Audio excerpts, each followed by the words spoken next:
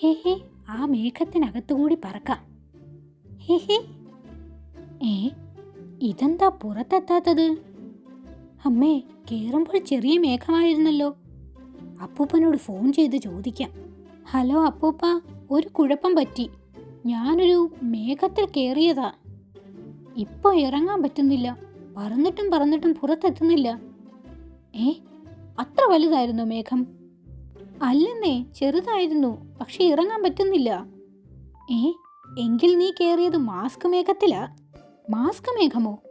അതെ, അതിൽ കയറിയാൽ മേഘം തലമൂടും. മുഖം മൂടി ഇട്ടതുപോലെ അത് പിന്നെ കൂടെ അങ്ങ് പോരും. അയ്യോ, അപ്പോൾ ഇനി എന്തു ചെയ്യും? ഒറ്റ വഴിയേ ഉള്ളൂ, ഏതെങ്കിലും മലയിൽ ഇടിക്കുക. ഏ, ഇടിക്കാനോ? അതെ, കാർമേഘം മലയിൽ തട്ടി ഘനീഭവിച്ച് മഴയാവുമെന്ന് പഠിച്ചിട്ടില്ലേ? ഇല്ല, ഞാൻ പഠിച്ചിട്ടില്ല. ആ, അങ്ങനെ ഒരു പരിപാടി സയൻസിലുണ്ട്.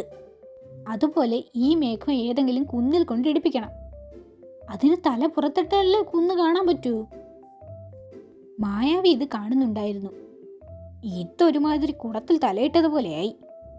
അടുത്തൊന്നും കുന്ന് കാണാനില്ല. ലുട്ടാപ്പി കുടുങ്ങി. വികൃതിയാണ്, എന്നാലും ഒന്ന് സഹായിക്കാം. മായാവി ഒരു മന്ത്രം ചൊല്ലി. ഓം ഹ്രീം കല്ല് വളർന്നൊരു കുന്നാവട്ടെ. ഉടനെ താഴെ കിടന്ന ഒരു കല്ല് വലുതാകാൻ തുടങ്ങി. നിമിഷങ്ങൾക്കകം നാശം. എത്ര നേരം ഇങ്ങനെ പറക്കണം? ഠിം.